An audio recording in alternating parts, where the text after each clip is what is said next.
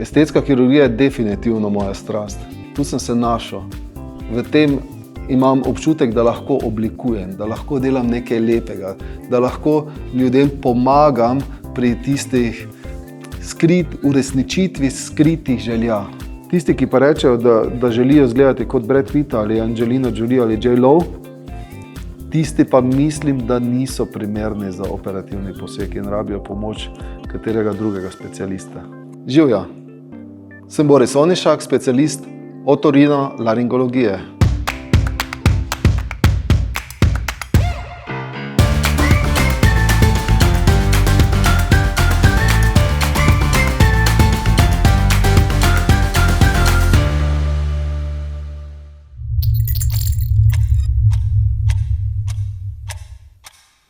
Rojen sem v Pomurju, v manjši vasici Križevci pri Ljutomeru, kjer sem tudi obiskoval osnovno šolo.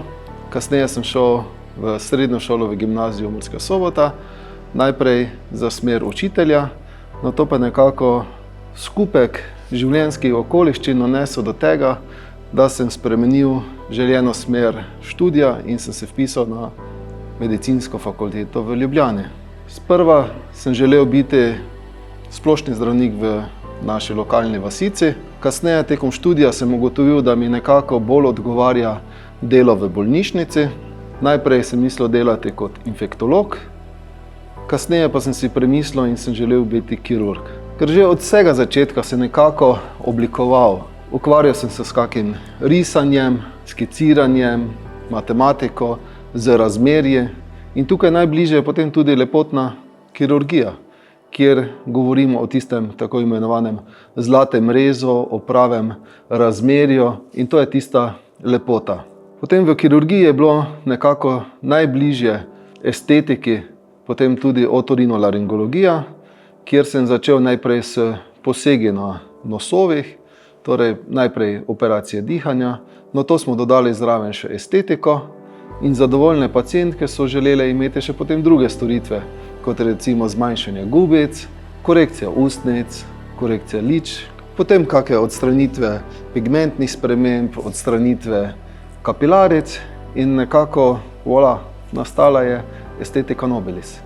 Kirurgija je res zelo stresna in v povprečju kirurgi bi naj imeli približno okoli 5 let krajšo življenjsko dobo od povprečnega moškega. Tako da to vse pove, kakšno je naše delo. Torej, okvirno se v Sloveniji naredi letno okoli 5000 estetskih kirurških posegov ter okoli 8000 posegov pomlajevanja.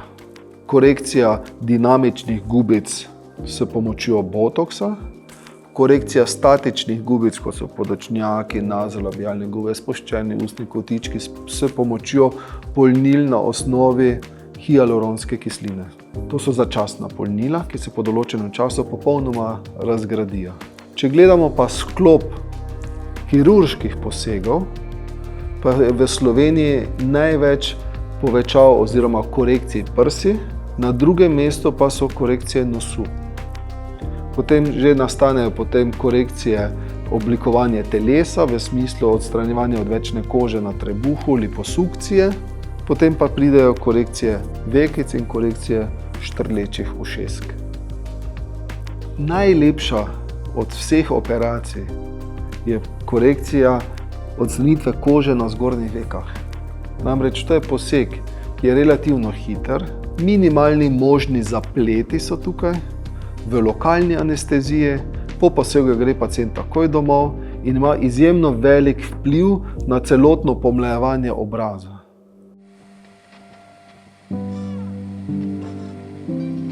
Z socialnimi omrežji se svet vrti hitreje.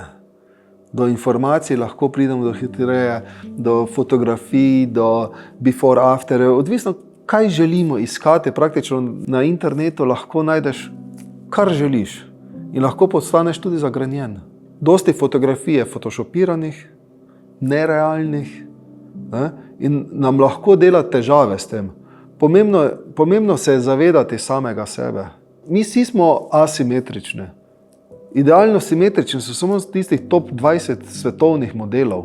Ostali 99,999% ljudi smo pa asimetrični in to ni nič narobe. In tudi z vsemi estetskimi posegi, ki so, ne bomo dosegli simetrije in ne boste srečni. Med pogovorom zmeraj želimo pacienta tudi psihološko testirati. Torej, da ugotovimo, kaj je tisti trigger, zakaj se je sedaj odločil, da pa to želi narediti. Ne? In dobili smo že primere, da jaz s partnerjem se ne razumeva, on želi, da jaz naredim, povečavo prsi in želim mu ustreči njegovo željo, da bova ostala skupaj.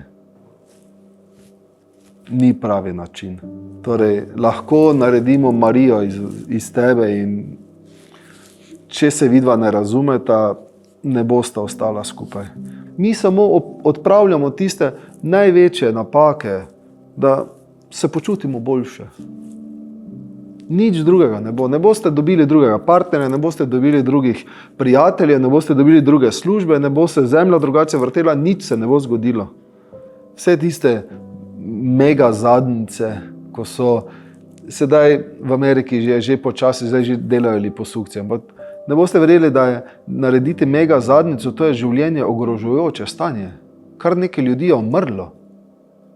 Pacientki je umrlo pri tovrstnem posegu.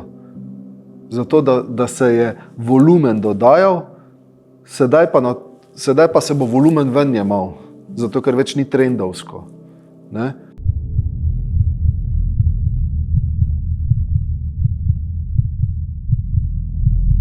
Temu stanju se reče tudi body dysmorphing syndrome. V splošni populaciji je tega 2%. Torej, da nekdo ne sprejema svojega telesa kot ok. Torej, da bi želel spremeniti od mezinca do vrha glave vse. V estetskih lepotnih ambulantah bi naj bilo baje celo do 20%. To pomeni, vsak 5. pacient, ki pride skozi naša vrata, je sumljiv, da bi lahko bil z tem sindromom.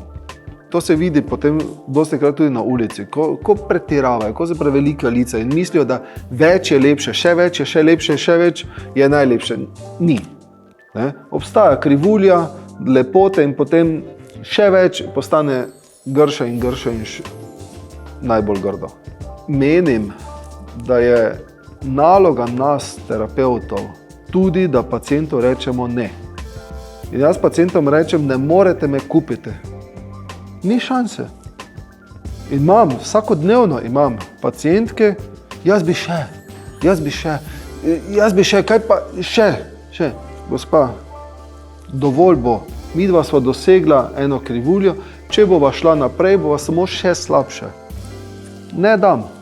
Mi delamo res tako dosti tega, da ne moreš me kupiti, ne moreš me prisiliti, da mu jaz dal, če se meni ne zdi več estetsko. Če smo prišli do določenega nivoja, je to. Konec. Prišel je fant, ko je želel imeti brazgotino na obrazu. In seveda vsak kirurg tega ne bo naredil. Noben od kirurgov, mislim, če hoče imeti brazgotino, ne vem, naj gre na vaško veselico.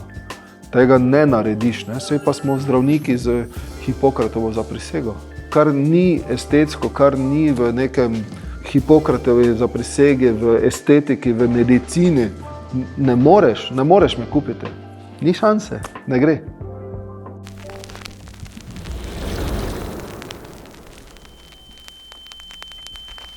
Baby botox, navaden botox, oboje je botox.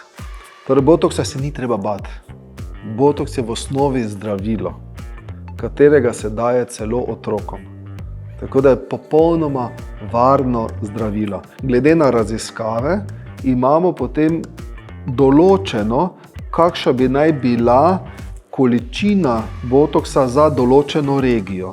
Botoks merimo v enotah, recimo za čelo rabimo 20 enot, med obrvmi rabimo 20 enot, okoli oči rabimo 12 pa 12 enot. To je nekako glede na raziskave tisti full botox treatment. Vkolikor pride oseba, ki še nima tako močno izražene mimike, naredimo manjšo količino In temu pa rečemo potem baby botox. Botox je družbeno spremenljiv in vedno bolj bo. Potrebno je seveda z občutkom. Mi imamo lahko total frozen face, torej da ne moremo čisto nič premikati, kar je za mene grozno, scary. Lahko pa vemo, kako dajemo botox in zatrdimo obraz, torej da težje premikamo. Namreč z botoxom preprečujemo prehitro staranje. Torej, če imamo tukaj gubice, nekdo govori, veste, ko se pogovarjamo, eni zelo mimicirajo. Ves čas, ko govorijo, ves čas potem tudi mimicirajo. In to recimo določene mišice tudi 10.000-krat na dan skrče. In zaradi tega se bodo pri teh posameznikih določene gubice hitreje videle. Torej, botox je preprečevanje poslabševanja stanja. Kdaj pa kdo rabi, pa je čisto odvisno od vsakega posameznika. Eno vprašanje, a imate vi mogoče kakšen poseg ali operacijo? Tudi, ja. Kaj pa imate, če mislimo? Filer, botox pogosto, to je osnova. Si sami delate? Si lahko botox? Dostikrat, ja. Ponovadi sedim. Sedim pred ogledalom, pa si daješ. Ja. To potem že postaneš zverziran. Mladim bi svetoval, delajte čim več stvari različnih. Najdite se. Uspešni boste, če boste delali tisto, kar delate radi. To sem jaz včasih bral samo v ameriških knjigah. Ampak zdaj, ko sem že počasi malo starejši, zdaj ugotavljam, da pa je res to. Vse ostalo bo prišlo od zadaj. Ne delati nekaj zaradi denarja. Delaj to, kar radi delaš, denar bo prišel od zadaj. Ne bo pomemben. Samo uživaj v življenju in delaj tisto, kar imaš rad.